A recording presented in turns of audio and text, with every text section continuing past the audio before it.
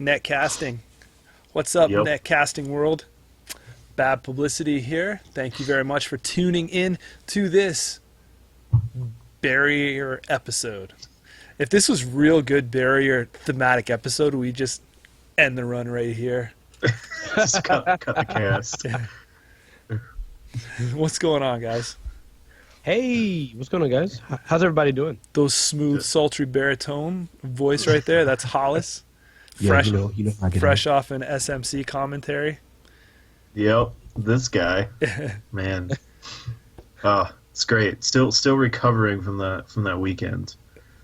It was a crazy good time.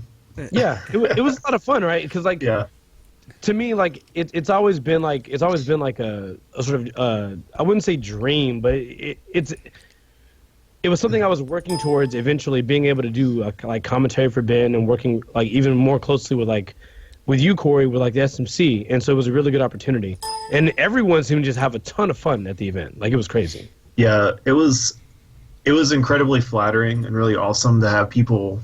Like, there was a lot of new people, especially out of town, who had never been to one of these, and to actually tell me that like it was one of the most fun events they've ever had in Netrunner. Yeah. And that was just, I don't know, it blew my mind. Like, those are my favorite people, and I was just like, seriously, like you've had that much fun here, and it's great. So if you're listening and you came to the event last weekend, again, like a million thank yous for being a part of it. It was a lot of fun, and I'm just excited to see it keep going. Yeah, I mean, you guys do good work from what I see. I watched it from the couch. Yeah. No, it's good, man. I heard nothing but good stuff about Alec and Hollis's job the whole weekend, and of course Ben was just the fucking maestro behind it all, Dude, organizing that madness. Yeah, like his setup is so elaborate, but he's basically the producer director, and like he's just really good at making sure, like I guess they're the action shots of the game, and making sure that everyone watching can follow along really well as like the commentators. Like, his guidance for all the shots allow us to have the conversations that we have. He's basically, I mean, I don't know anyone that's doing content like Vin. Period. Like, I don't know anybody. Yeah, he does a good job. Yeah, for sure. Really, really awesome.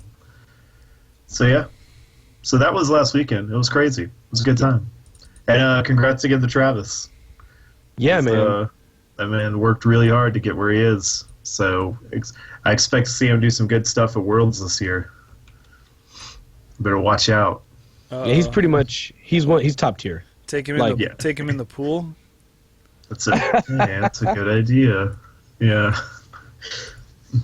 So cool. I think I heard good things about Travis, and we tried to recruit him last year for our King of Servers team. Yeah, he's pretty dedicated to his. I think Utah. I think that's where he's from originally.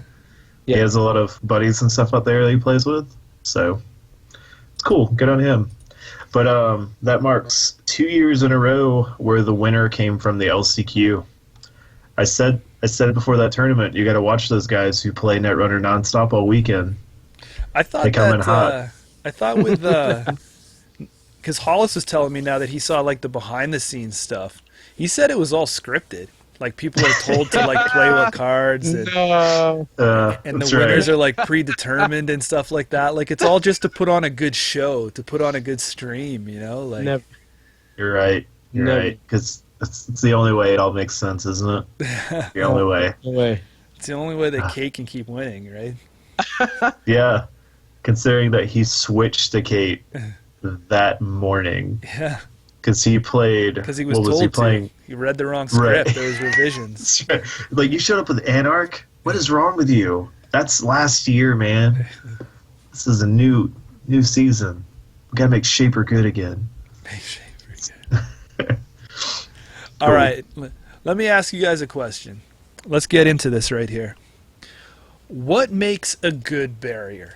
If you haven't guessed from that intro hook, we're going to talk. We're going to talk about barriers today. Yeah. This is part 2 in an episode we did a while ago, and then a whole bunch of other things happened where we talked about centuries. So this is going to follow the same format. So Yep.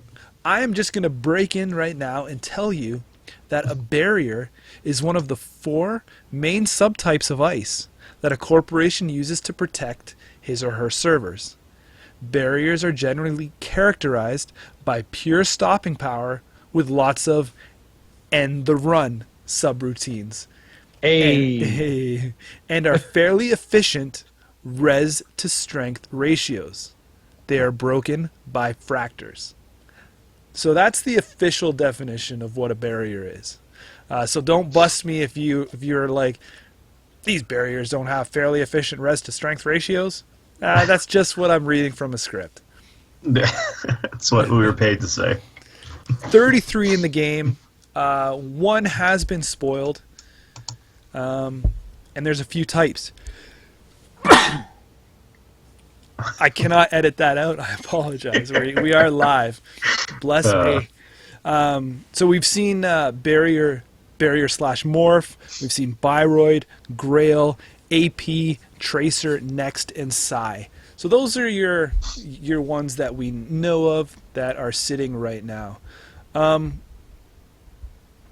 So, guys, what makes a barrier not get played? Ooh. Okay. So one, and you mentioned this a little earlier, one of the strengths of barriers is its cost to strength ratio. If that does not make sense, or it doesn't seem like you're getting enough benefit for the investment, that immediately acts as a barrier. It's done. It's out of there. Also, take into account. As a barrier, huh? Yeah, it's out. It's out. Also, take into account the popular fractors in the current meta. That also is a huge impact on what barriers get picked. Yeah, and those are 2 big ones. And to some extent, it also can just be what faction you're playing. Because if you look, certain ones are they're flooded with barriers. And then some factions, they have just like a couple options and that's it. And depending on which ones they are, maybe just one option.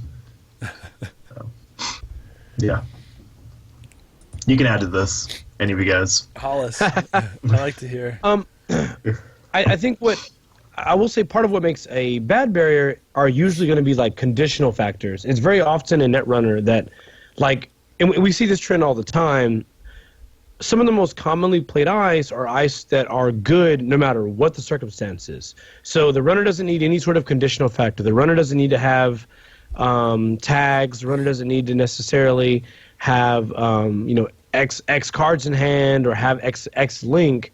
Generally, when you have a piece of ice that just can be rezzed and it's active and it's good, as long as it's rezzed, it tends to be the best ice in the game. There's a lot of conditional conditional barriers, things like pachinko, or ice that has unique abilities such as quicksand. Those normally don't excel very well in deck or get used very often in decks because their conditional abilities are either very limited, hardly ever factor in the long term, versus other pieces of ice that are very consistent. When you look at cards like Wall of Static, cards like even Vanilla, cards like Hive, those cards they have a niche and they fill that slot for as long as you need them, or they're taxing throughout, and that maintains their strength. They have no special condition or conditional abilities that don't make them effective. Agree with all of that. He's got it.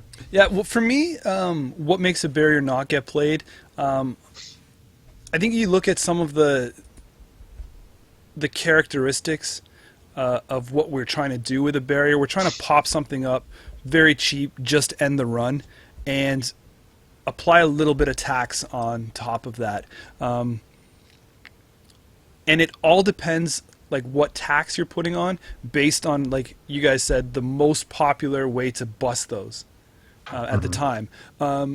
Before Most Wanted list, when we saw a lady everywhere, what you wanted to do was have barriers that taxed out those counters.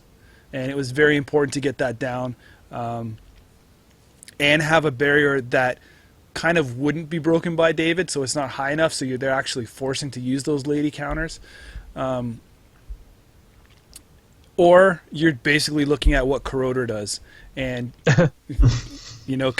comparing it to that. And that's basically it, right? Like, there's some hefty barriers out there that just don't get played. That it's just so ridiculous. They probably could have only printed like 5 barriers in the game, right? Like, they could have just said, these are your competitive ones, and everything else is just filling things out. Yeah. Yeah, and I think you're right. I think the biggest problem they kind of hit is Corroder being pretty like efficient, but then like the Reign of Lady and the Reign of David really impacted. So if you want those like high strength barriers, most of those high strength barriers were one subroutine, and so David just blew right through them. It was like, how big? How big is that? That's cool, man. 1 counter. I'm in there. And then Lady just made barriers just laughable to the point where it's whatever. And so you had to really adapt your breaker suite. I think it even got to a point where a lot of competitive decks included like 1 barrier just to have something to make you get your Lady. Yeah. And then that was it. And everything else was code gates and sentries. But we're hopefully, and it looks like some of the spoilers we're getting, you're starting to see barriers delve into doing things other than just in the run. Or you're starting to see some other breaker suites show up and become popular, so you're able to kind of mix a little bit with your barriers and kind of play into the strategy your corp deck's trying to run. Yeah, it seems like everyone's kind of gravitated towards a paperclip mentality now. Yeah. Truth. That's a good one. What are some characteristics of that you like to see in a good barrier then? Like I guess it's, basically it's just the opposite of what we said, but to reiterate, we want a cheap end the run, right? Like, do you guys go for all that fancy fluff that sometimes get tagged onto some of these? So I know I just talked some trash, but so sometimes it's actually a decent idea to go for it. We just saw in Canadian Nationals, for example, where Loper, who won the Canadian Nationals, won with a CTM deck that ran Quicksand.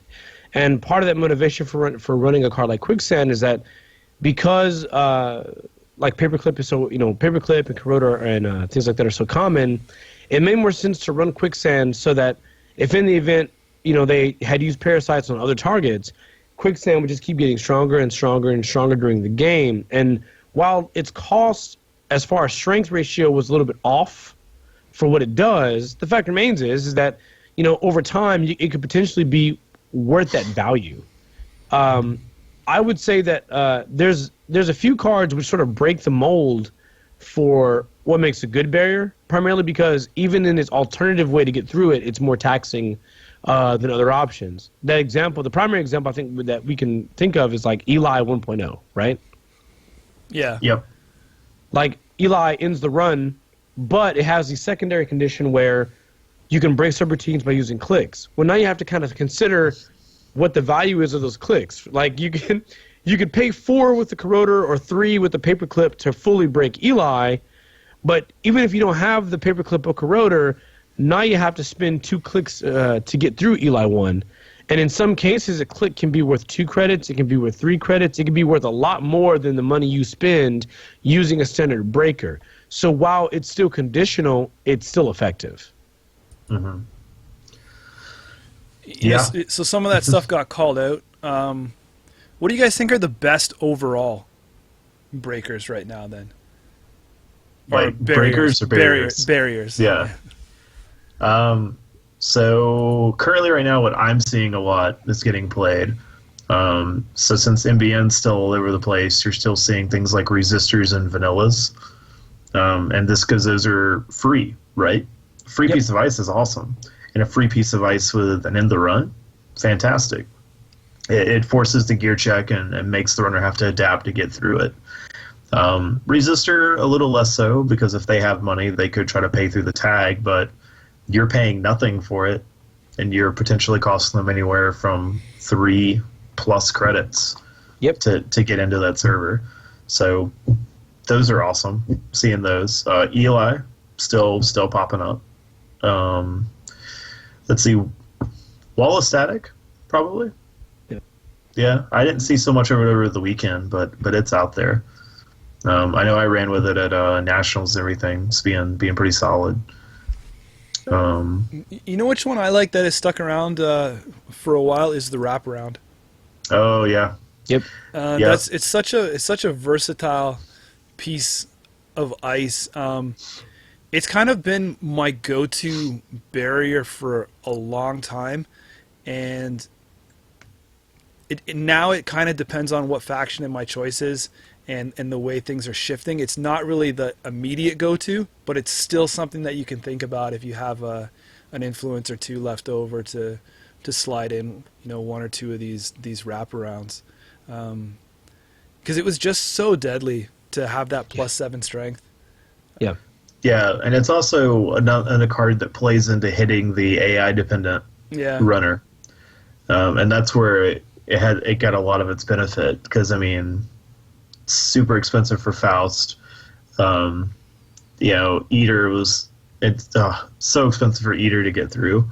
So, yeah, no, that's a great one. And, it even goes back, into the days when Knight was popular, right? And if you didn't have something out, it was really a pain to get through with Knight, right? I'm gonna throw this curveball one, but a barrier that I love / hate is Snowball. Snowflake. Oh, you're right, Snowflake. Sorry, you're right. See, I hate it so much. I was trying to get out of my brain.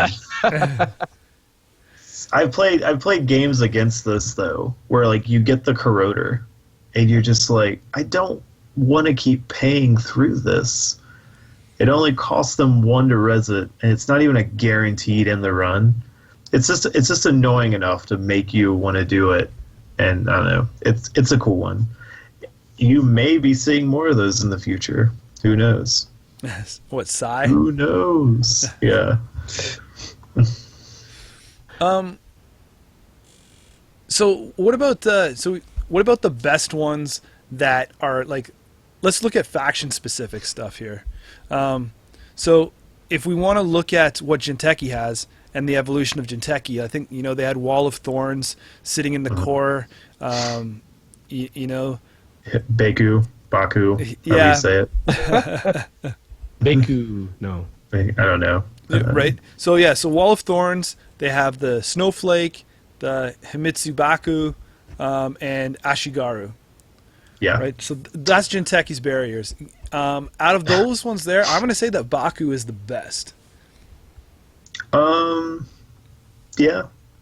Probably. I know I played with that one, and there was a time when Ashigaru was an okay counter to the lady meta, because you could tank it where it could eat 3 lady counters if you camped a full hand of cards. And so that was pretty useful in that situation, but I think with lady dropping out and not being as common, then there wasn't the point to spending 9 for that was brutal. Yeah, even early Jinteki, right? If you their barrier from core being Wall of Thorns at 8. Yeah. Jeez. Rough. Even though it did 8 to res, it was 5 with 2 subroutines, right? And it did their net damage stuff. It was just a tempo hit for Jinteki at the time. But it's still in a faction that really doesn't want to end the run, right? Yeah. So I think that's why we see the lack of barriers there. But do you guys agree then, Hollis? Is Baku your best choice for barrier in Jinteki? In Jinteki, yeah, I want to say it kind of has to be Baku. I mean, what sets Himitu Baku apart from like a lot of others is that a lot of other barriers, period, is that the fact that it gives you the ability to, the secondary ability to pad your hand a little bit during HQ accesses. Most barriers are simply just going to be, just an ETR, and that's very basic. That's it. It's just in the run. It's just an in the run subroutine, and you're done. Baku gives you an added benefit and added protection, which if you notice, that's going to be a staple with a lot of like perfect cost barriers that are just binary checks. Anytime you have the option to play a barrier that gives you like this sort of extra effect that helps you in some way, it goes a long way with setting that barrier apart from any other option. There's a reason why people play wraparound as opposed to something like Wall of Static, or in some cases something like Vanilla, when they just want a simple ETR. Yep. And then, Travis just popped up into the chat. I hope he was there for all the praise that you guys were throwing his way. If he missed it, I feel bad for him. But he says the best barrier is no barrier. Wow. And that's no barrier love. Hey, that's real advice from your SMC winner right there. Yeah. Oh yeah, so that's Jinteki. Jinteki's not going to have a whole lot of stuff. Let's check out MBN. Obviously, we have the wraparound, TMI, Pachenko. Jeez. They have they have a the new spoiled one, right? Yeah, they have a spoiled one. Let's talk about that at the end because we didn't give spoiler warning for that. Yeah, but so out of those ones there, I mean, obviously wraparound is your go-to. TMI was just garbage. I feel like we've talked bad about this piece of ice on multiple episodes. Yeah. So nothing new to hash up there. That says it all. But then and resistor, I find it to be ID dependent, right? Like, yeah, I think wraparound kind of fits in anyone. I think if you're going for tags, which is kind of the way that NBN is going back to, like heavy tag storm, then resistor is going to fit in, and it's good to go. Right. Yeah, but there is just that strength with this 0 to res, paying nothing for your ice, so you're not really taking that much of a tempo hit. Is just awesome. Yeah. So it's strong. Pretty good. And if you were to compare, like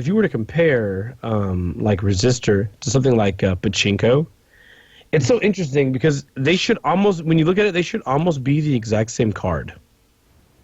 Like Pachinko is 1 to res, 4 strength, and it has two subroutines that both say, in the run if the runner's tagged, and then we have resistor, which is 0 to res, but it trace 4 to in the run, but it says gain 1 strength for each tag the runner has. So at worst, or I guess really at best, resistor will only tax the runner 1 less credit than Pachinko comparatively if it was like a corroder or paperclip. Yeah.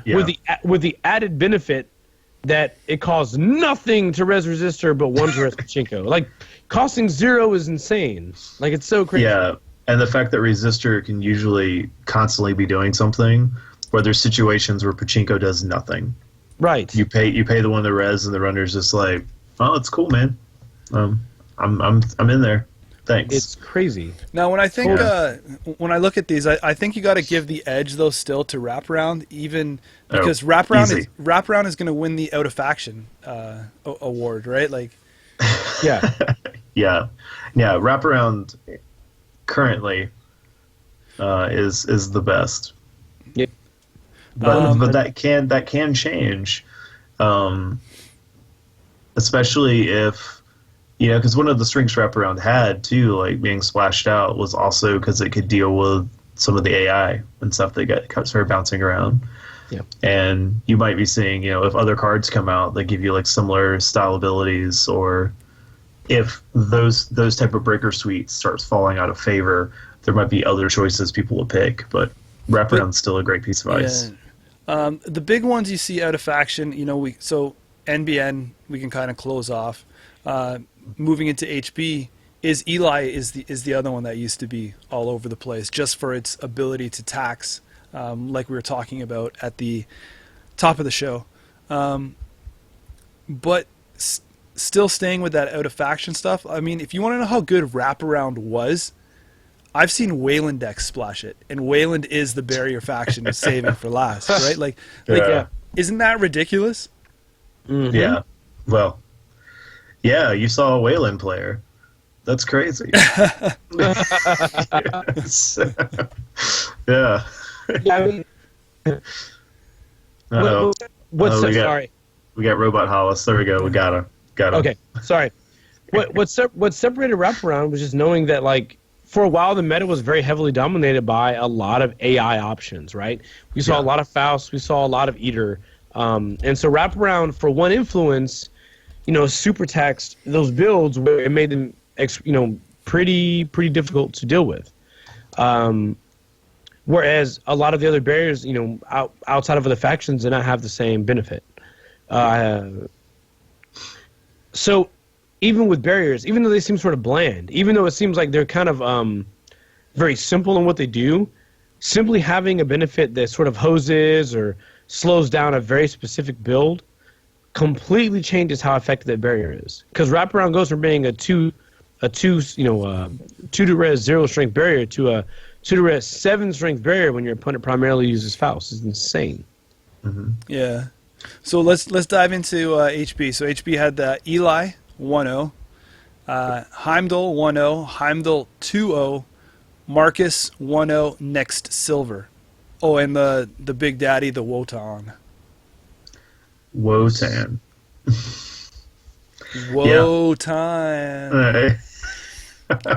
So Eli, what do you guys think? Obviously, is their best one. Cost. Oh, the cost ratio. I mean, actually, would you still say it even though it's most wanted list tagged? Yes, Yeah. I still would.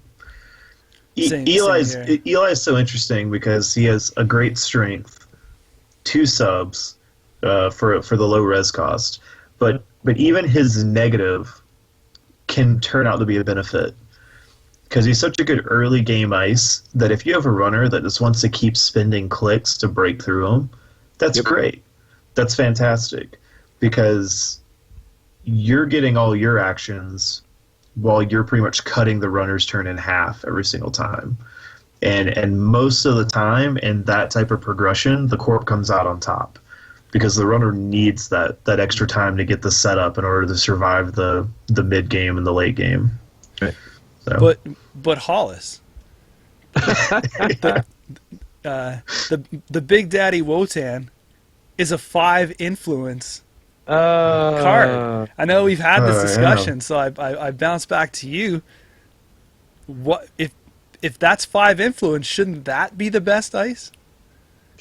Gosh. All right. So what we know about influence is that sometimes influence is used to balance like card mechanics, right? But other times the influence is just used to balance card thematics. So Wotan being, literally the end all be all of the HB ice, the giant Mac Daddy of HB. It fits thematically for Wotan to be the 5 influence that it is. But also on top of that, if you look at Wotan, it's pretty ridiculous. I mean, in general, just the fact Wotan costs 14 credits.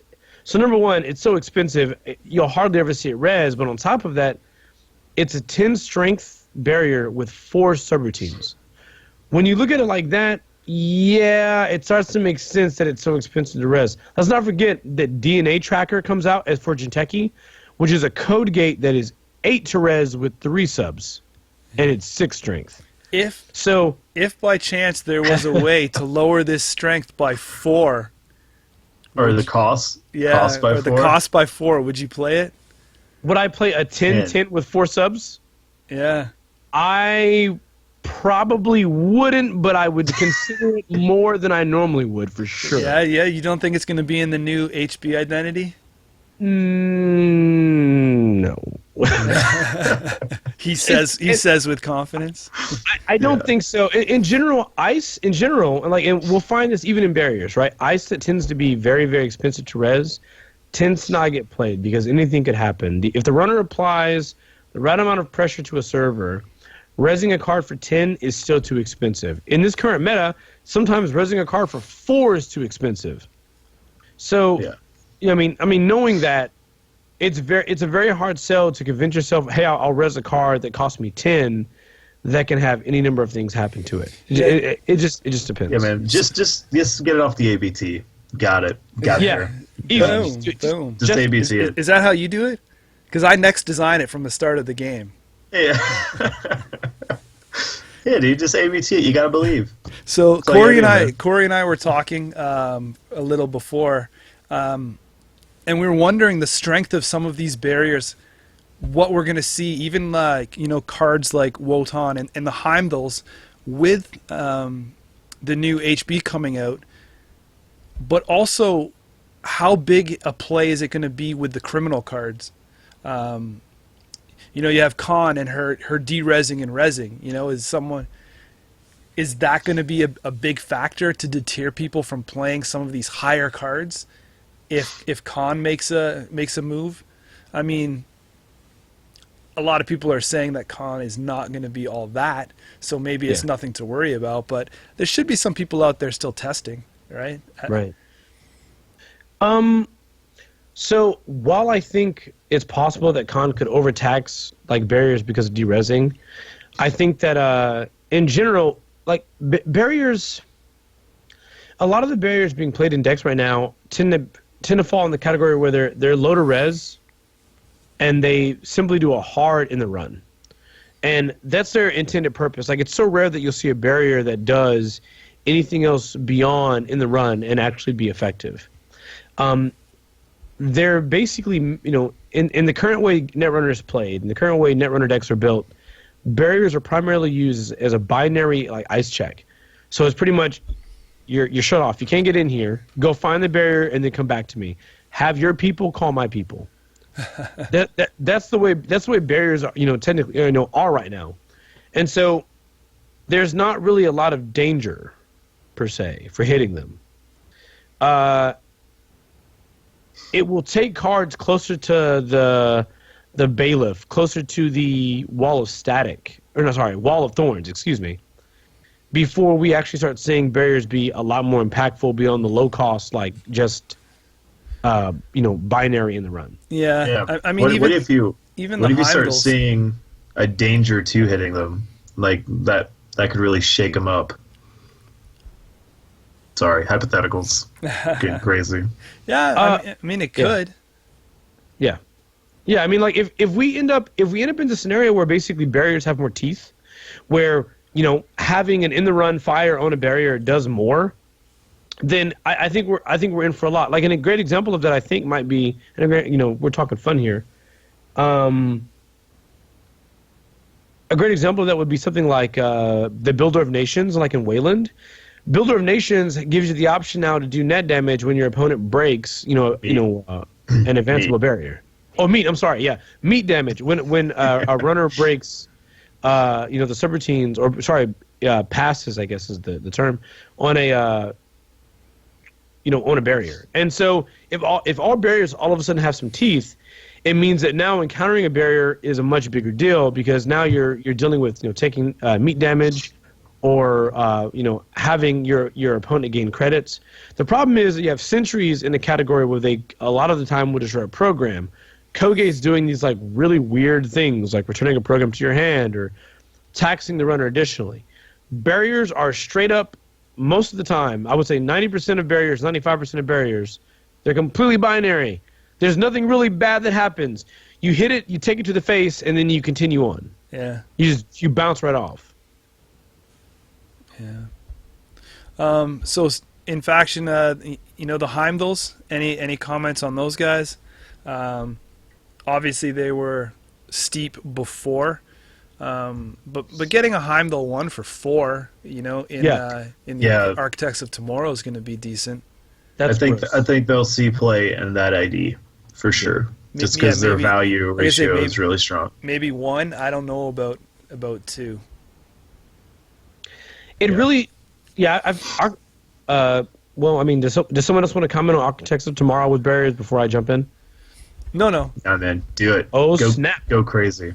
Well, it's just that the value provided from Architects of Tomorrow is sort of nuts, right? Like, it's you res one Bioroid, and then you get to res another one, reducing the cost by 4. Now, you may not even necessarily res another Bioroid that is above 4. But the fact remains is like the inherent issue with Bioroids is that you never actually have to break the serpentines with real breakers. Like, you can always click through them, and there's an early game that means it's really not protected. So you have to layer them. To me, what's nuts is as you start layering multiple pieces of ice, your entire credit curve changes. Because it'll be one of the first times an ID can technically overextend and not be losing in material. By overextending with HB Architects of Tomorrow, you can overextend pretty easily with having a 1 cost or 2 cost or 3 cost Bioroid, and then you immediately, from the economy that you already have, res another one. Reducing a cost by 4 is pretty significant. You should look at it the way you would hedge fund. When you play hedge fund, you gain 4 credits. That's pretty darn significant. A lot of people prioritize hovering around 5 credits to make sure they can play their hedge fund.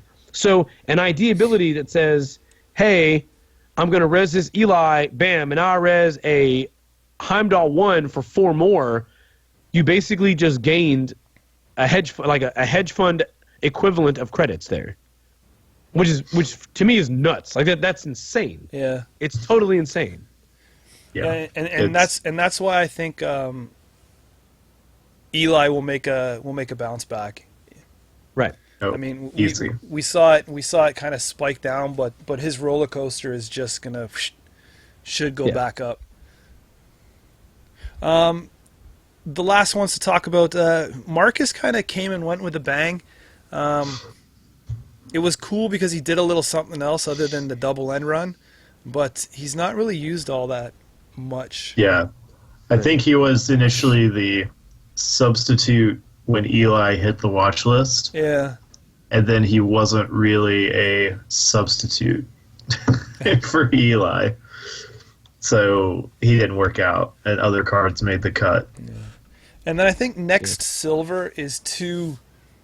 I don't think you can look at it in a vacuum and just say, this card is either good or bad based on the way we've done the other ones. Because it really needs other cards to synergize and things like that. But out of all the next ice, this one here kind of being at 1 strength is just... It's good as long as Morningstar's not on the table. So, yeah, layered with next ice, it can get obnoxious and get expensive. Granted, paperclip. Well, I don't know. I mean, it's not bad. It's not a bad piece of ice. It's one of those that can ramp up as the game goes, but it is what it is. Yeah, so that's the HB ones there, and then we already talked about the big boy. Wayland, guys, this is the barrier faction, but there's not a lot of Wayland carried out anymore. I mean, you want to look at the early history of Netrunner, and Ice Wall was the go-to everywhere, right? Yep. That was the splash card. Yes. But now that it's kind of flushed out, not so much. So I mean, bear with me as we run down these ones: Asteroid Belt, Bailiff, Changeling, Curtain Wall, Firewall, Hadrian's Wall, Hive. Walls. Yeah, Ice Wall, The wall. Maru Meti, Orion, Spiderweb, Tyrant, Hollis's favorite. Right, but I mean, what do you guys think is the solid Wayland barriers?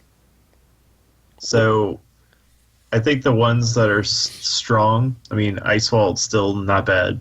if you're in faction now. Spiderweb is still good. Yep. Hive has seen like a really nice resurgence for strong early gameplay. And Bailiff is great in faction. Yeah, because I would have added it's like Wayland's pop up. The Maru there. Oh yeah, the Maru. I think those sometimes get like the one of just cause. Yeah. But I definitely think of those, that suite of ice, that was the weakest between all of them. Oh, and I think it's sure. because all the others did something other than just be a barrier that ended the run. So when Wayland was just like, what is ours going to do? Oh yeah, of course, it's going to end the run. What else would it do? Yeah. Why would it do anything different? So, yeah. But yeah, I think those are the ones that you're still probably going forward, still going to see, and are good right now. Yeah. With the new Wayland ID coming out, you think we'll see a change? You think some of these, like the asteroid ones, will like Asteroid Belt and Firewall, maybe, because they're all advanceable. Yeah, I think Firewall definitely will deserve to be on the list. That did see a bump when it came out, and a lot of people used it as a ice wall replacement, but it was just the cost hurdle. Yeah, because you're paying exactly for the strength, and then you have to keep investing. And the problem is, it wasn't really worth investing in it because David was big all over the place. Yeah, and so Firewall is this one David counter. Yep. Asteroid Belt is cool because it could potentially be free. But if you're not playing with other stuff to synergize off of it, then you know the runner can easily pick out those targets and stuff like that. Yeah. Right. And then I think some of the other ones are a little niche. I mean, if you're, remember the days of Blue Sun? If you want that oversighted curtain wall. Still good, turns out. Yeah, it's funny. Still a good combination. Having 40 credits in mid-game does a surprising amount of work when your runner doesn't want to get scorched to death. Like, it's crazy how that works. It's crazy. Yeah. It's as last weekend will prove, that old combo still got it. Still got it.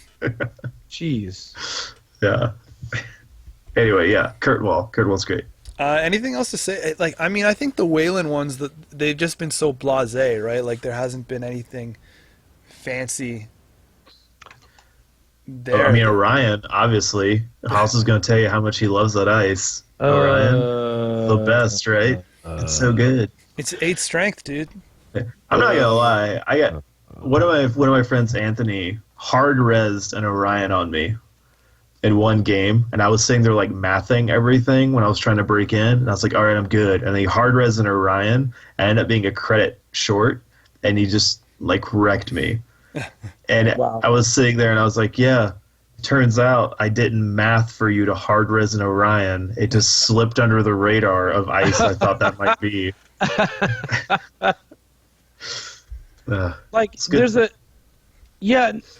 The one thing I'll give Wayland props for, though, is that Wayland has like the unique ability, of course, in its ice to adjust how good it actually is.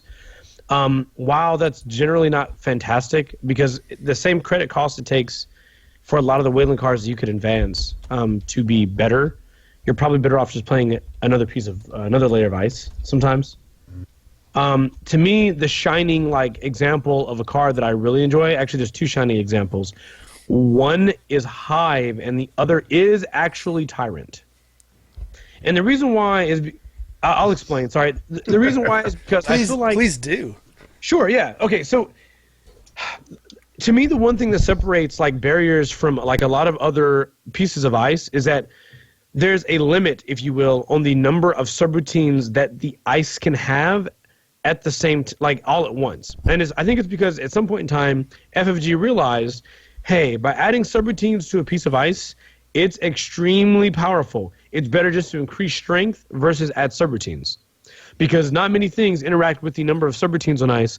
A lot of things interact based on the strength of the ice. So a card such as Hive is amazing because while you can still have Paperclip, Hive is only 3 strength, but you still got to pay to pump for every subroutine. Same thing with Corroder. Same thing with Lady, where Lady a full hive takes Lady 3 counters to get past. Tyrant, while not a good piece of ice, still can provide the same benefit. I feel like it's more of the direction that I like with how barriers should work. Barriers, because they're so binary and because they don't normally offer, I guess, advantages that Code Gates and Sentry Ice provide, where they do things like trash a program or tax the runner in an additional way. The one way they can tax the runner that is different is that they simply load up a massive amount of subroutines that only do one thing. So whereas sentries are like, I have multiple programs or multiple subroutines in the run, or multiple subroutines that do brain damage or anything like that, or tag the runner. Whereas Code Gates go, I have only one subroutine, but it makes the runner lose X amount of credits, or allows me to gain money, or pops a card installed back to your hand that's unique, lets me see cards in your hand. That's cool. Barriers simply go, I only do one thing. That's it. I do one thing. I end the run. That's all I do. But I do that a lot. So there's a premium now to pay to get past me, that even though you're safe from harm, you still pay a lot to get past me. And that to me is what I would like to see more often with barriers. I understand that it's a dangerous game you play when you start allowing ice to have additional subroutines, but I feel like some of them ice miss their mark because they simply don't have enough subroutines. It's fine to have ice that's totally safe, just give me more damn subroutines to break.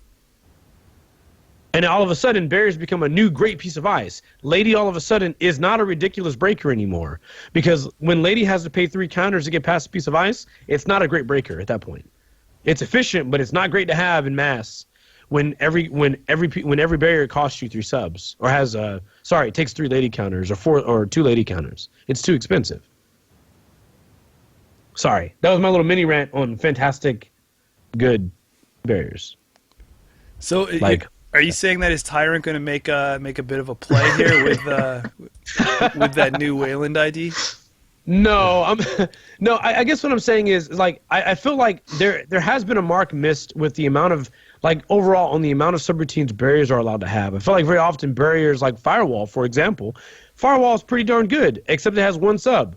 So what's the incentive on running Firewall versus what's the incentive in running Firewall over a wall of static when it's only ever 1 sub? One is broken with 2 credits and the other is broken by a David counter. Yeah, you gotta sub boost that, eh? Yeah, like when you start doing the math, yeah, sub boost, right? Yeah, sub boost. Holy crap! Or just have what is the what's that grid that came out last cycle that, like, you can't use non-breaker programs? Was it Navi? Was it Navi Moonbat Grid? Yeah, Navi Moonbat Grid. There you go. Sure. There's your answer. Like someone in chat made a good point. Like, I mean, basically, if you have a 5 strength anything and it has 1 sub, David's getting right through it, and that is sort of a problem. I know David's been added to the most wanted list, but it doesn't mean it's still not a problem. It's the reason why it was added to the most wanted list. Yeah. I mean, if anything, it's the reason why a lot of like high strength barriers with few subs weren't played. Yeah, because good call. Yeah.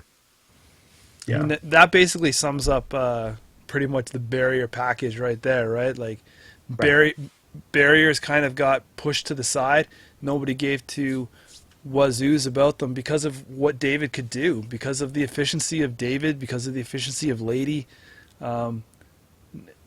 breaking without spending money. And then some of these 1 subroutine things just got ate by Faust anyway, right? So Right. Exactly. It was like having multiple subs does more than simply allow you to break it through with the David by having high strength 1 sub. It overtaxes Faust without it being like a net damage or meat damage, issue. And it, on the high end, it makes David have to use multiple counters, which is always good. You sort of resolve or fix a problem that you encounter with Anarchs if you have cards like Hive that you can easily import in other factions that has multiple subs. Mm-hmm. Sweet. So, out of the 3 main current corporations there, which one has the strongest barrier suite? the 4 corpse. Are you Oh gonna, yeah. Well, you want to do neutral? Oh, sorry, the 4. Yeah, the 4. Yeah. It's okay, man. It's cool. Yeah. How, I mean, how long have I been some of playing those this game? barriers don't really count. Some of those barriers don't really count, so it's okay. I hate to say this, but Go ahead, Hollis. You go first. NBN. Yeah, that's what I'm gonna agree with as well, Yeah. man. I was gonna say NBN too, and it's so weird because they're the ones that kind of really shouldn't have the best. Right. It's NBN. NBN followed by HB just because of the fact of the strength of Eli. Corey, are you gonna change that? Corey, what do you think?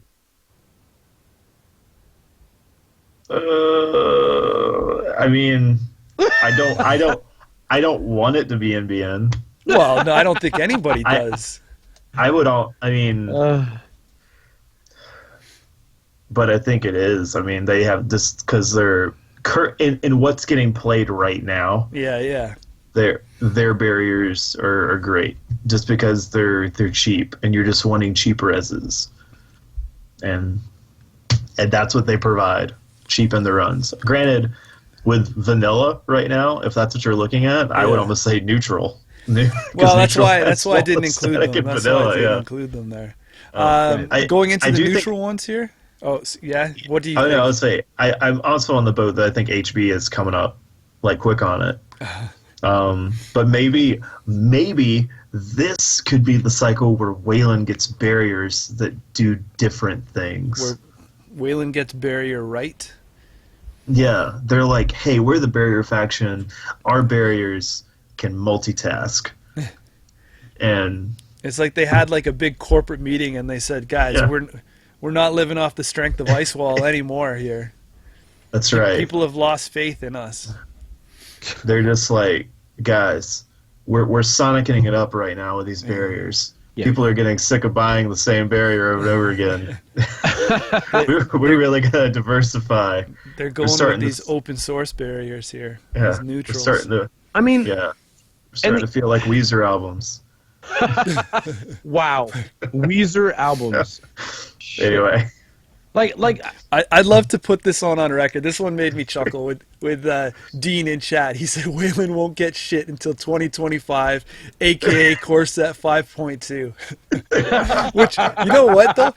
It sounds it's good for a joke and a chuckle, but I mean, the track record speaks for itself right now. I mean, he's probably so right, and that's actually probably a good bet to take up. I wouldn't go against him in that. Yeah. I would not even put any kind of money on that right now. Yeah, come on, Wayland, you can do it. You can do it. Oh my god. Like, it's also sort of Resistor and Wraparound are good, but the problem is that they're good because the runner cards that were printed and other cards that were printed make them so over that power curve. Mm-hmm. When you make the best decks in the meta, and again, I know we're moving away from that with recent most wonderless changes to an extent, but when you make the best decks in the meta utilize Eater and Faust, then yeah, like the piece of ice that says, hey, all AI, if you don't have a barrier installed, this ice is a ridiculous strength. Well, yeah, that's going to be really powerful. When you have mechanics in the game that let you, I really feel the word is easily, tag the runner, and you have a piece of ice that gains strength based on those tags and costs 0 to res, costs you 0 money to res, yeah, like you definitely contribute to that faction strength in a big way. Could you imagine if the piece of ice that did those things were instead in HB or in Wayland? Yeah. It would actually change the power of that faction. Is it interesting that it seems like the runners adapt their breakers and some of their build to the sentries and code gates the corps are running? Yes. Yet it feels like the corps adapt their barriers to the rig that the runners are running. It feels like barriers are reactive to the runner, while the other subtypes of ice are the other way around. Oh, that's a neat idea. Yeah, okay. Huh. Whoosh. Got deep for the late midnight show, right? The late show. Sweet. We have to break this up with some carpool karaoke or something. So now let's talk about vanilla. Yeah. What the one thing nobody wants to see in a card game is power creep. Right. Is anybody still playing Paperwall? No. Was anybody playing Paperwall? No. Unless you're trying to throw those curveballs. But no, it's especially when the meta got to very like trash ice heavy, then you wanted just to play with your end the run that self trashes itself. Yeah, this seemed really counterproductive. Right, just like a wasted card slot. To me, I don't even know what this card was doing back in the day. Yeah, you can just play with a Chimera, right? Just play with a Chimera. Right, because I mean the whole thing we said off the top is barriers got to tax, right? You want to put something out there that's going to tax them. This is basically stopping them until they find something that can break it, and then it's going away. You wasted this card in your deck, unless they couldn't find what they were looking for, and you just scored out 3 or 4 agenda points, and then congratulations there. But yeah. But Paperwall is now totally wiped out by vanilla. Yes. Other neutrals, right? The whole suite. You have Wall of Static, you have the vanilla, Rainbow, Quicksand, Paperwall, Galahad, and Bastion. Wow. Man, Bastion faded. I remember the age of Bastion, and it's amazing how fast after Eli came out that Bastion was totally abandoned. I thought you were too young for that. I remember when, this is before Atman, right? Right before Atman came out. Travis is saying Ahmed loved his Bastion, huh? That's true. I watched him play it. That's the reason I was like, I feel like I've seen that card recently, or sometime this year in somebody's deck. And that's it. That's the one. Full value. Yeah. I just remember a time where decks were running like Hunter, Chum, Bastion, Ice Wall, and like anything that was like low to res and like 4 strength, and then admin came and ruined everybody's lives. Yeah. And they realized, this is a really bad way to play the game. Yeah. Maybe 4 strength's not so good. Yeah. I mean, Steven says it right out in the comments there as well, in the chat. Vanilla is just pretty much what everybody just wants in a barrier, right? It's just so much better than most barriers out there. Right. It's true. I want no arguments. I want to play this card. It's going to force you to go and get what you need to get, and until then, it's doing its job. Yeah, it costs nothing. I mean, you can't beat free. That's not true. You can gain credits, but like that's what's ridiculous. Like if the point of the barrier is simply a binary check, basically they're going to break it and it'll be relatively no cost for them to get through, right? Then all you really care about is making sure that, they hit it, they're like, oh no, I got to go get the barrier. I guess I go get it and break this ice. I don't want to pay money for that. I don't want to pay 3 for Wall of Static. I don't want to pay 2 for Himitsu Bako, especially since Corroder or Paperclip are going to break it fairly efficiently anyways. Do not want to pay for it. Instead, I just want to pay 0. Speed bump, yeah. Yeah, it's a speed bump, and you got to go get the breaker. Or period. You just, in this day and age, you just need to. I just need you to make sure. I need to make sure you pay that 4 to install that paperclip. Yeah. Thanks. And I don't think Galahad can be looked at in a vacuum either, since it works with all that other Grail stuff. Right. Yeah, but Grail's interesting. Yeah, that's a whole nother discussion. Don't eat into our topics. And then we already talked about Quicksand, and I mean, Corey, you always kind of experiment with Rainbow off and on, don't you? I think Rainbow was interesting to play in Faust heavy meta, just because it was cheap to res, high strength, so it's going to cost Faust the same, and since they didn't care which breaker, which subtype it was anyway. Rainbow also has that interesting way of being the sacrificial piece of ice for ice destruction. So if someone comes at you with like cutlery and you have it protected by a rainbow, you just res the rainbow and have it die instead. And that's about what Rainbow does. Yeah, I mean, it just does its job. But when it plays out and you can get in the right place, it's a lifesaver. Like, it can save the game. But if it shows up as your only piece of ice in your hand, sad times. So, I mean, I think we've kind of gone through and talked about the standouts and the winners and losers here. TMI, we're looking at you. Jeez. TMI. Because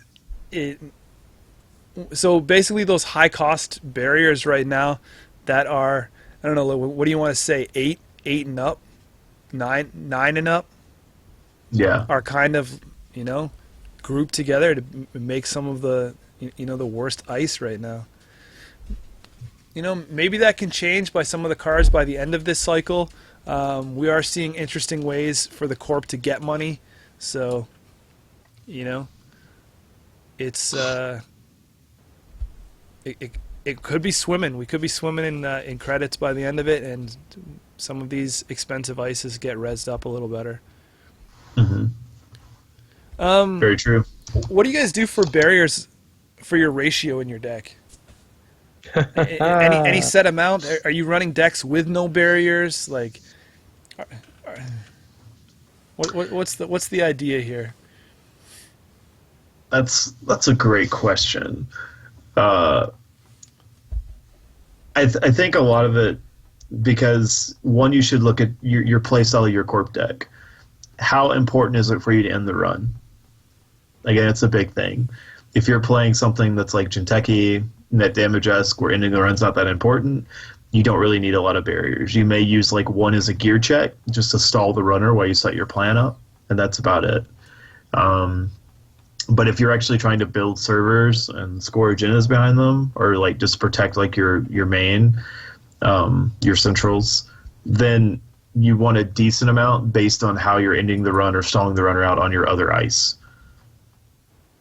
What the exact mix of that, it's really hard to give you like a set amount, because you're seeing ice ratios go up to, as like 7 to 10 pieces, sometimes less, sometimes more. And then I think barriers kind of can take anywhere from like a third to a fourth of that, if even that much. Yeah, I mean, in the current state of the game right now, I think 3 or 4 is pretty good. I mean, even some decks that might be a little high, but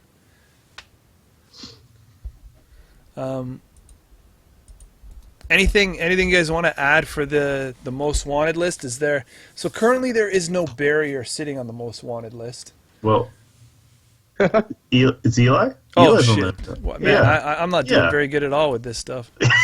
I even said it like 4 times during the show. That I know. Yeah. So Eli is the only guy card. off. Yeah. Do you guys think that there should be anything else? No. No. Easy. Yeah. I don't think there needs to be anything. So, does Eli need to be on the most wanted list? Yes. Yeah, absolutely. Especially since we're going to be gauging how effective Architects of Tomorrow is going to be on the meta. Eli should probably stay on the list until that hits the wild, and we see what kind of crazy combinations people will come up with if it catches on, or if people go back to the safety blanket that is ETF. But is that now only affecting one ID? Like, do you think if Eli comes off, are people now using it everywhere, or do we have suitable tools in all the factions that Eli doesn't have to be taken out if he gets removed from the list?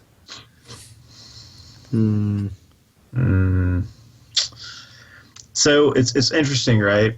Because I guess Eli being everywhere is what led to him being on the list. Right.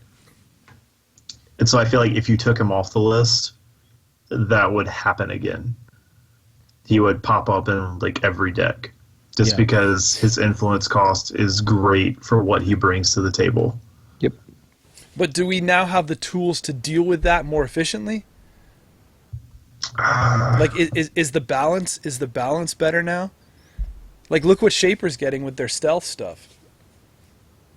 They'll be able to walk through. So stealth does that to everything. But like, look at the ones you actually have to pay like money for. Well, it wasn't before. So, like, how many people were running the Black Cat?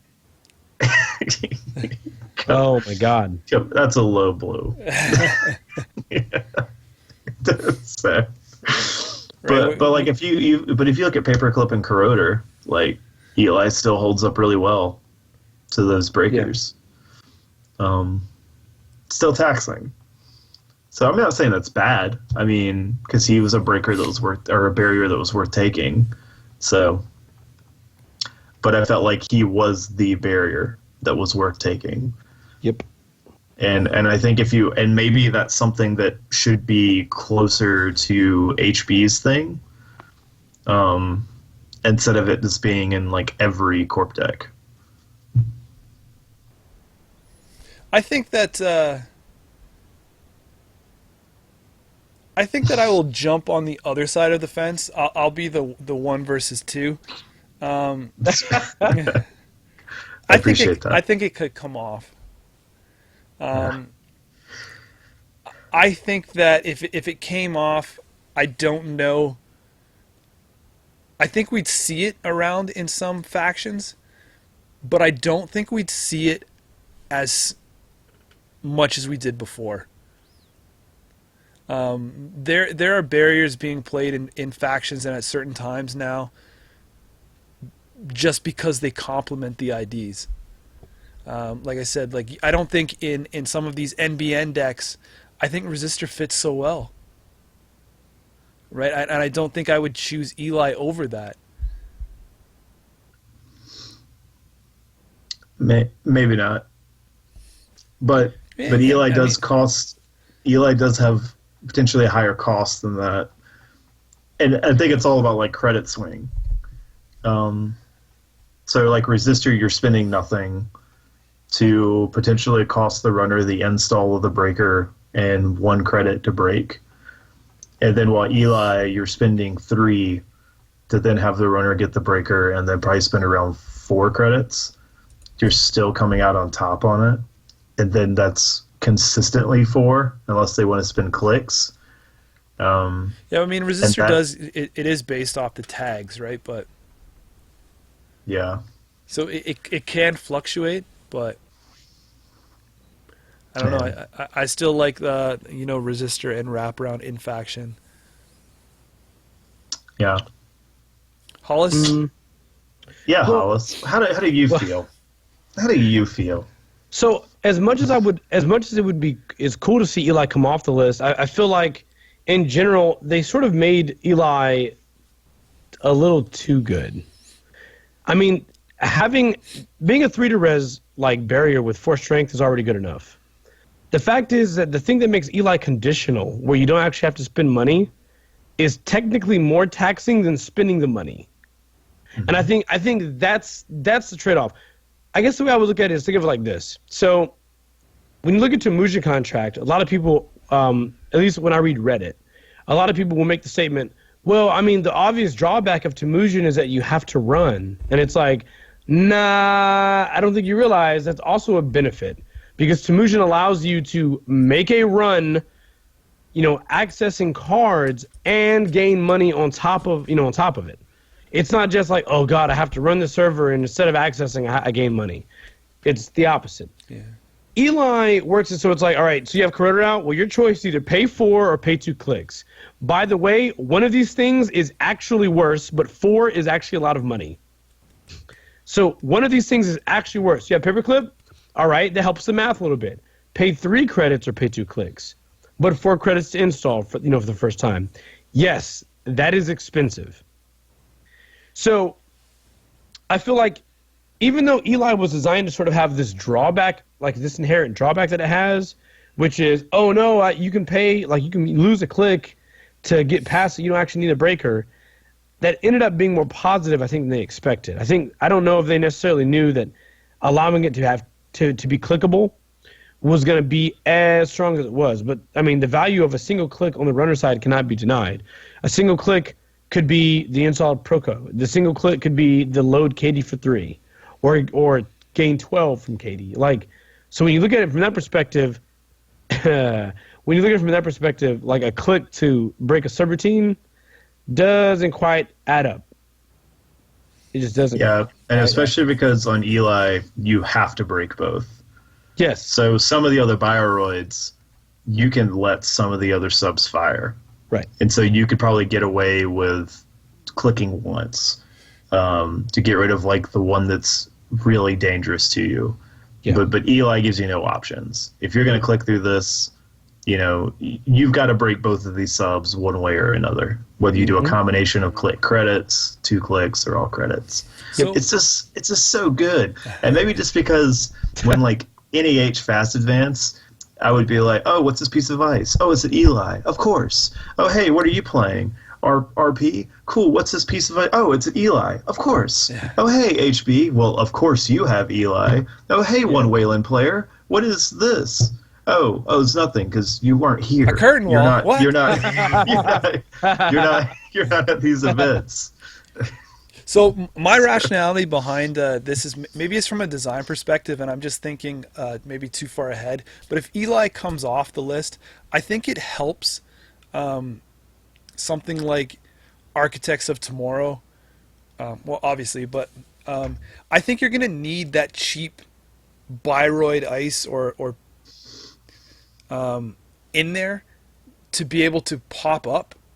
Like I don't want to res like a Wotan to save 4 off a Heimdall. Right? Like I think it needs that ebb and that flow where you're gonna hopefully in an ideal situation is you're gonna grab the cheap pieces of ice and gain the value off of the expensive pieces. So being a 12 influence faction card or ID card, it's gonna be interesting build there. And I also don't think you're gonna see this. I don't think you're gonna see Eli splashed as much as you did back in the day when it was the dominant pick. And I really wonder if Architects of Tomorrow becomes as popular as people think it may become, if that means then we're going to see E3 feedback filters come back into play, since everything's going to be clickable and I can just click credit, to get through some of this stuff. And that means I think that Eli will then lose a little bit of its strength and value. So then I think it deserves to be pulled off the list. That's my case, Judge.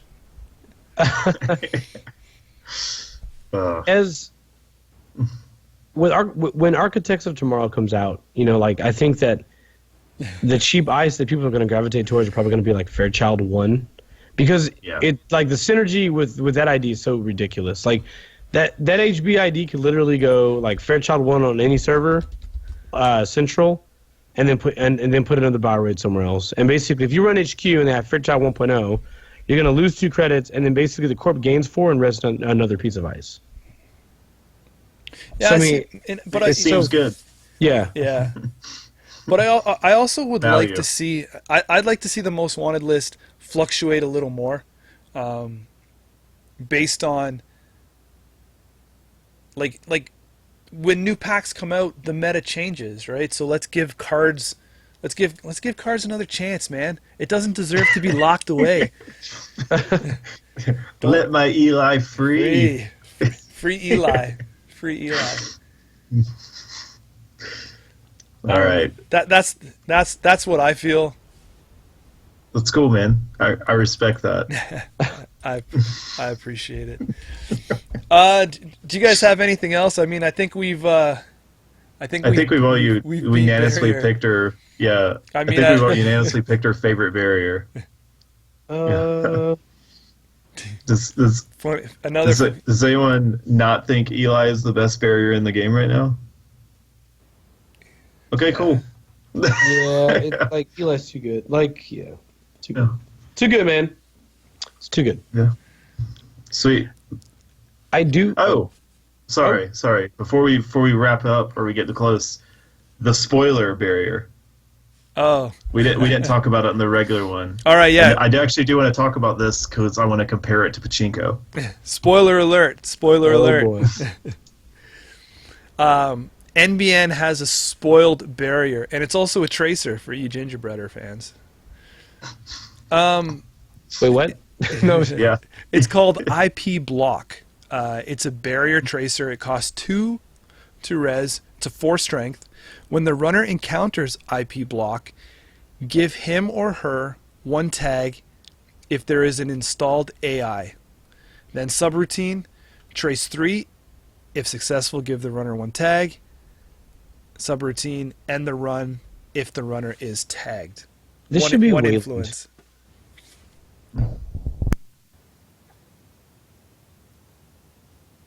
So yeah.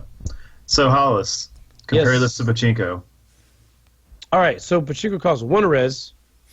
Strength. That's 4. the first thing. Right? They're both strength 4. Pachinko gains in the run. It has 2 subs to say in the run if the runner is tagged. Twice. So- Yeah, sorry, 2 subs. This card says trace Trace 3. trace 3 So- successfully give the runner 1 tag in the run if the runner is tagged, and it has a when encounter take a tag if you're AI. It's better than Pachinko. Yeah, easy. Because it has the subroutine to qualify the other subroutine. Yes. So it's like, oh hey, I need to put a tag on you in order for this other one to fire. Well, do you have an AI? Cool, you automatically got that tag. Yep.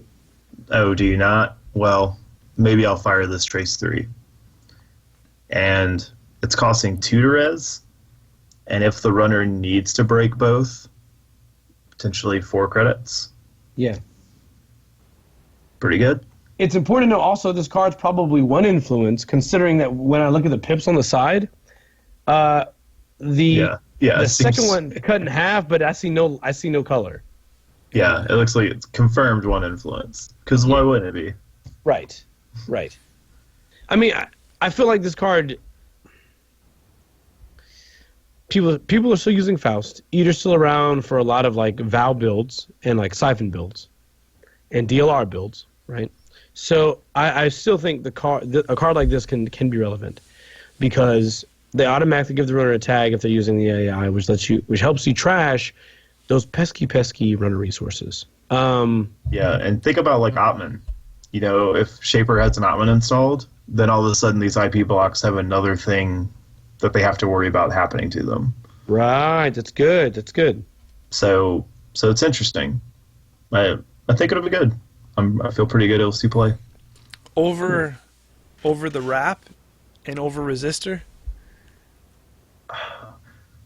Man, why does MBN have so many good barriers? I don't understand. I don't get it. God, but I think if you're going to go tag heavy, if that's your angle, this might replace Wraparound as your anti-AI hate card. Because with AI, it's an auto tag. I thought you were going to say that IP block replaces resistor in a tag styling deck. No, because I think resistor still synergizes off the tags. And and a free barrier, man. Free is good. So, but I think this could replace your AI hate card, which is one of the big strengths that Wraparound has.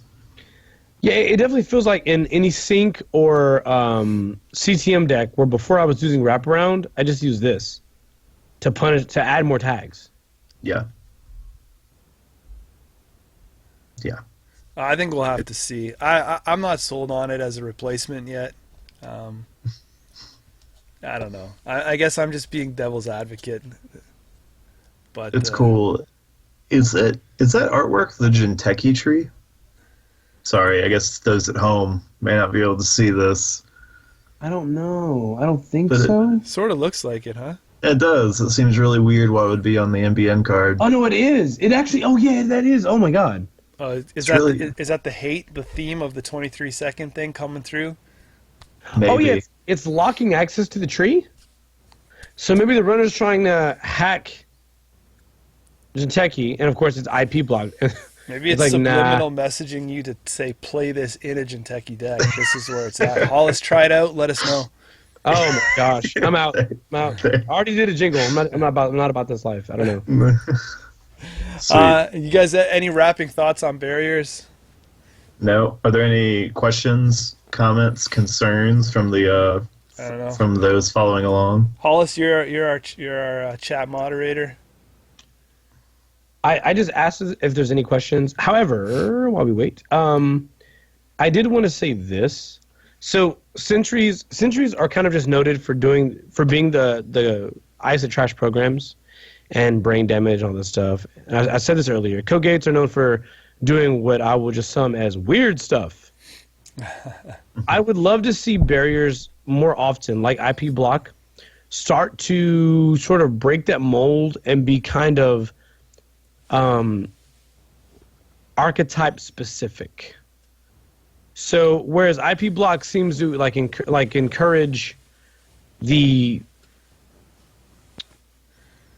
IP block is sort of incentivized to be played in like a CTM deck or sync deck or soul deck. Any deck where basically you want to tag the runner and, have them, take X amount of tags, remove them, and their tags let you do things, so on and so forth. So right now it is November 23rd, 2016. You're sitting around the table because you've had time to collect your thoughts after winning Worlds, and you're saying, I want to create what barrier, FFG? What do you want to see in this game? What barrier? What barrier are you creating when you win Worlds this year? Tell us. So if I am playing a Jinteki deck, for example, right, I want a barrier that gives me the ability to discard cards from my opponent's hand when they encounter it. Similar to Wall of Thorns, only not bad. only not ridiculous. Like not ridiculously bad comparatively. If I'm Waylon, I want a Waylon card that sort of similar to Bailiff, but maybe helps me tag, or maybe helps me do some meat damage, or maybe helps me get a transaction back into my hand, like something different. Huh. What about place an advancement counter for free? Okay, let me explain. No. Isn't that a Wayland thing? Advancement counters? I think they have a code gate that does that. It's called Builder. Yeah. Yeah, let me tell you about that though. Like basically I feel like It's if not you a will, barrier. like barriers are meant to be oh my god. Yeah, it's because it's code gate, right? Yeah, it is. Barriers are sort of meant to be the foundation of the barriers are the base foundation of that every faction can have. It makes sense to me that if everybody can have like a basic caramel macchiato like piece of ice. It's pumpkin spice. The pumpkin spice ice. That pumpkin spice ice should have the spice that is like relevant to the faction. The spice does not just have to be ETR. The spice can be like, hey, this is a barrier that basically is specific to the faction that you're in. This is a barrier that does meat damage or net damage or tags or allows your bioroids to gain strength or allows you to res for cheaper or proactively res if you want. Like that's what the barrier, like basically it should be something that's very specific to that faction that its primary goal is just the ETR effect. The other ability on it could be secondary and rarely ever trigger. The fact remains is it's clear that it is a barrier for that faction. It's thematic. I wouldn't even mind if they even focused it a bit more and they started triggering the abilities to like specific IDs. Like if it was So so that narrow, way you could get like a variety. Because I mean, like this barrier you- can only be broken if you're running the professor. Wow. No. But like for the corp IDs, like something that'll synergize off of like the ID ability. Because if you do one like Hollis is stating, it would be potentially so universally good. Then how do you print a barrier you would take outside of that? So maybe if they focused it a little bit to make it so then they could spread them out over a number of sets. So you would get one, and then like 2 years later, you might get that other one. So, yeah. You know what they should do? You know what would be a cool thing is like, and I only say this because I'm on that biotech kick right now. What about if there was a barrier that was like in Jinteki, and I say Jinteki because that's what you're talking about, Hollis. That was 3 different things, and you got to de-res it and then switch it.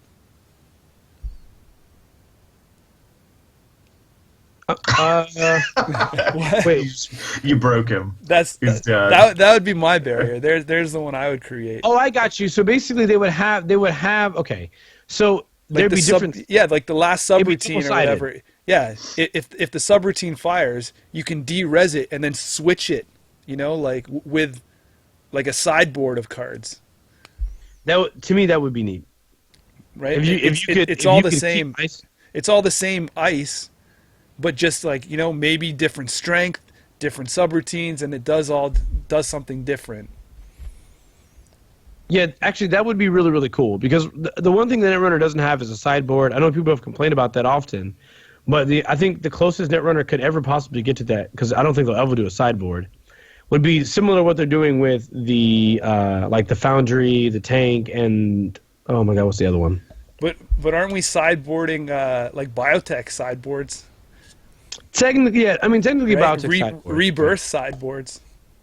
Oh boy. Yeah. So I mean, Oh, boy. it's almost like that, like or like a one-time switch out. Interesting.